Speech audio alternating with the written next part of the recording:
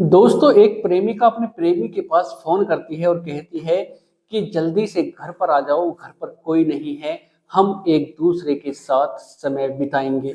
और जैसे ही प्रेमी यह सब सुनता है, उसकी खुशी का ठिकाना नहीं रहता। वो तुरंत तैयार होकर अपनी प्रेमिका के घर की तरफ निकल जाता है।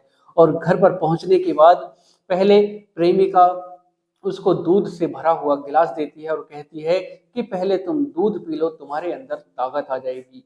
और दोस्तों, जो प्रेमी होता है उस दूध को पीता है और दूध पीने के कुछ ही देर बाद वो बेहोश हो जाता है और वो जमीन पर गिर जाता है।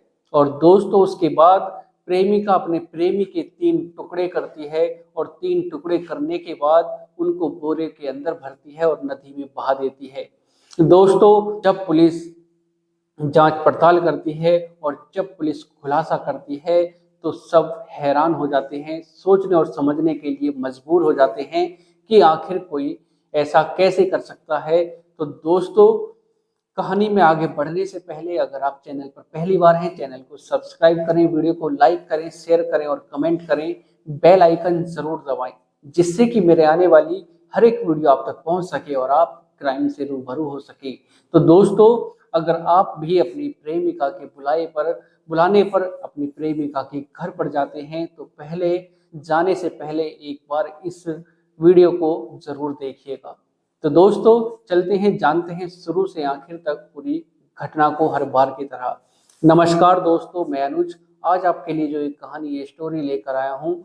ये है उत्तर प्रदेश का एक जिला है सहारनपुर, और सहारनपुर का ही देहात थाना लगता है दोस्तों। और उसी का एक गांव है शेखपुरा।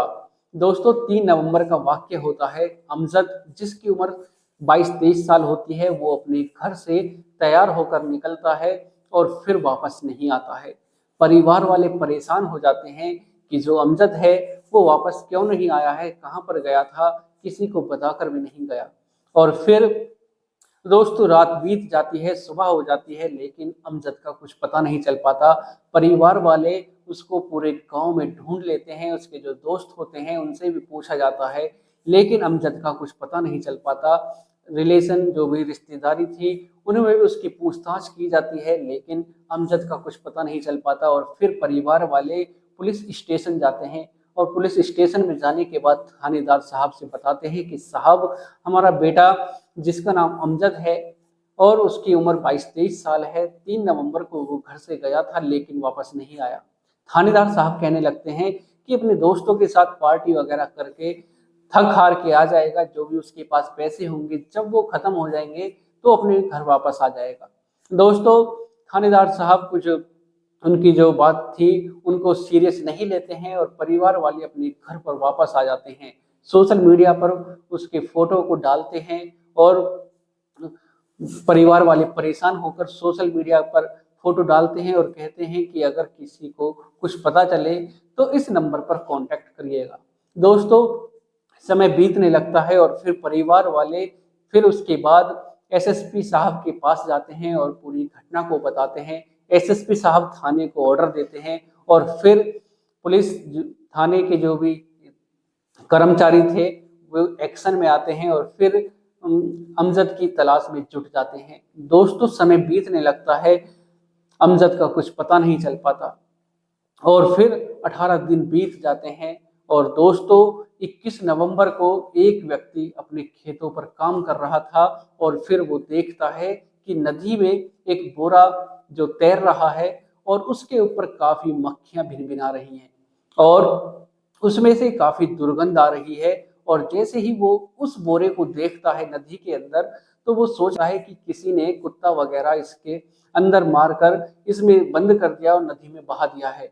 और फिर वो सोचने लगता है कि अगर किसी ने कुत्ता या कुछ और जानवर बहाया है तो वो फिर बोरा के अंदर बंद क्यों करेगा, वो तो ऐसे ही फेंक देगा। और फिर वो सोचने लगता है कि आखिर क्या करें, किसी को सूचना दी जाए। और फिर पुलिस को सूचना दी जाती है और पुलिस मौके पर पहुंचती है और जब उसको देखा जाता है, बोरे को खोला जाता है, तो उसमें किसी इंसान के पैर होते हैं। और जैसे ही पुलिस यह सब देखती है तो फिर 1 किलोमीटर के अंदर के दायरे में उस नदी में खोज चालू कर दी जाती है और खोजने के बाद उसमें एक बोरा और मिलता है और जब उसको खोला जाता है तो उसमें धड़ होता है। और जैसे ही पुलिस यह सब देखती है तो एक्शन में आ जाती है और फिर गुमशुदा की एक रिपोर्ट लिखी हुई थी अमजद नाम की, उसके परिवार वालों को सूचना दी जाती है कि अगर आप शनाख्त कर सकते हैं, हमें एक डेड बॉडी मिली है, तो आप यहाँ पर आकर उसकी जांच कर सकते हैं। और जब परिवार वाले वहाँ पर पहुँचते हैं, देखते हैं, तो अमजद के वो कपड़ों को पहचान लेते हैं और कहते हैं कि साहब यही हमारे अमजद के कपड़े हैं, यही उसकी बॉडी है।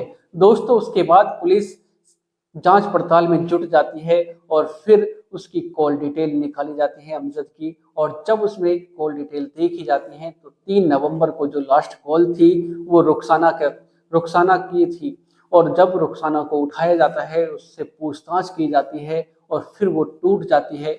और जब वो पूरी कहानी को बताती है तो सब हैरान हो जाते हैं, सब सोचने और समझने के लिए मजबूर हो जाते हैं कि आखिर कोई महिला ऐसा कैसे कर सकती है। तो दोस्तों रुखसाना बताती है कि साहब मेरी प्रेम कहानी अमजद से कुछ महीनों पहले शुरू हुई थी और सब कुछ ठीक ठाक चल रहा था, लेकिन जो अमजद है वो भी सही सही लड़का था और हम दोनों एक दूसरे के साथ प्रेम कहानी में एक दूसरे के साथ विलीन हो गए थे, एक दूसरे से प्यार करने लगे थे।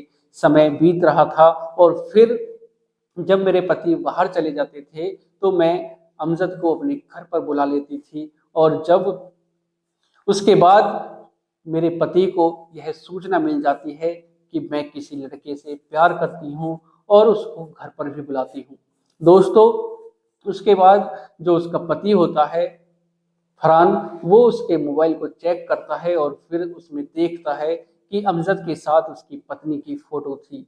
और जैसे ही यह सब देखता है उसके अपनी पत्नी के साथ वो मारपीट करता है, उसको समझाता है। और फिर जो उसकी पत्नी होती है वो कहने लगती है कि ठीक है, और मैं अपने पति के पैरों में गिर जाती हूँ, उससे माफी मांगने लगती हूँ और कहती हूँ कि अब मैं अमजद से कभी बात नहीं करूंगी, उससे कभी मुलाकात नहीं करूंगी। और दोस्तों जो फरहान होता है उसका पति, वो कहने लगता है कि अगर तुम उससे कभी नहीं मिलोगी, कभी उससे बात नहीं करोगी, उससे कोई रिश्ता नहीं रखोगी, तो पहले उसकी बॉडी को मेरे सामने लेकर आओ, मेरी आंखों के सामने उसकी तुम हत्या करो, तब मैं मानूंगा कि तुम उससे कभी बात नहीं करोगी। और फिर दोस्तों उसके बाद वो प्लान बनाती है अमजद को बुलाने का और 3 नवंबर को वो फोन करती है और अमजद को अपने घर पर बुलाती है। दोनों पति पत्नियों ने पूरा प्लान बना के रखा था और जो नींद की गोलियां होती हैं, नशे की दवाई होती हैं, वो उसने दूध के अंदर डाली और फिर अमजद को अपने घर पर बुलाया और कहा कि घर पर कोई नहीं है, तुम जल्दी से घर पर आ जाओ। और जैसे ही अमजद घर पर आता है और फिर जो दूध में उसने नशीली दवाइयाँ उसने घोल कर रखी थी, वो उस दूध को अमजद को पिलाती है और कुछ ही देर बाद अमजद बेहोश हो जाता है। और फिर अपने पति को वो घर पर बुला लेती है और कहती है कि घर पर आ जाओ, जो अमजद है वो बेहोश हो गया है।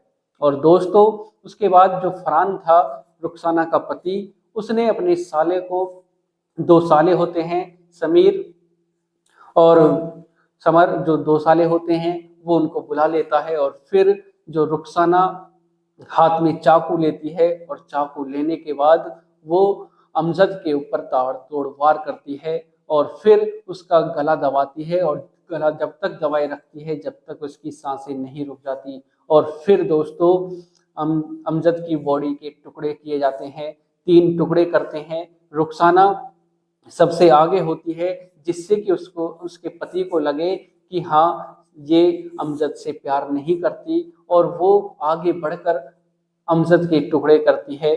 और जो उसके साले थे वो सब मिलकर, चारों मिलकर अमजद की बॉडी के टुकड़े करते हैं और बोरी के अंदर भरते हैं और भरने के बाद वो उसको नदी में बहा देते हैं। और फिर सोचने लगते हैं कि अब किसी को कुछ पता नहीं चलेगा, लेकिन जब खुलासा होता है तो सब हैरान हो जाते हैं, सब सोचने और समझने के लिए मजबूर हो जाते हैं।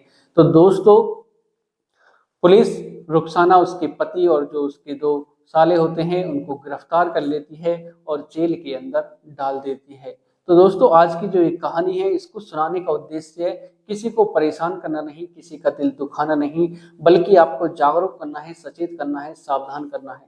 सतर्क रहें, सावधान रहें, सुरक्षित रहें। दोस्तों अगर आप भी किसी शादीशुदा लड़की से प्यार करते हैं तो एक बार जरूर सोचिएगा कि किसी की जिंदगी खराब करने से क्या फायदा। अगर रुखसाना चाहती तो वो पुलिस में कंप्लेंट भी कर सकती थी कि जो अमजद है वो मुझे छेड़ता है, परेशान करता है, कुछ और भी रास्ता निकाल सकती थी, लेकिन जो अमजद था उसकी तो जिंदगी खराब ही होनी थी। तो दोस्तों अगर आप भी अपनी प्रेमिका के बुलाने पर उसके घर पर जाते हैं तो एक बार जरूर सोचिएगा कि किसी के साथ कुछ भी हादसा हो सकता है, तो कभी भी किसी के बुलाए पर ना जाएं। तो दोस्तों मिलते हैं एक और घटना के साथ। आज के लिए सिर्फ इतना ही। अगर आप चैनल पर पहली बार हैं, चैनल को सब्सक्राइब करें, वीडियो को लाइक करें, शेयर करें और कमेंट करें, बेल आइकन जरूर दबाएं, जिससे कि मेरे आने वाली हर एक वीडियो आप तक पहुंच सके और आप क्राइम से रूबरू हो सके। नमस्कार, जय श्री श्याम।